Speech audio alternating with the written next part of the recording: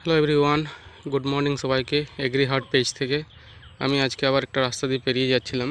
এটা আমার গ্রামের কিছুটা দূরে, ওই 1 থেকে 2 কিলোমিটার দূরে।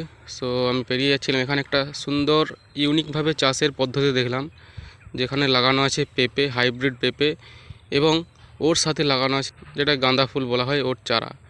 তো কম জায়গার মধ্যে দুটো চাষ করছে, জায়গাটা অনেকটাই, কিন্তু এইভাবে ইউনিকভাবে প্ল্যানে চাষ করছে, তাই আমি ভাবলাম ভিডিওটা আপনাদের দেওয়া দরকার।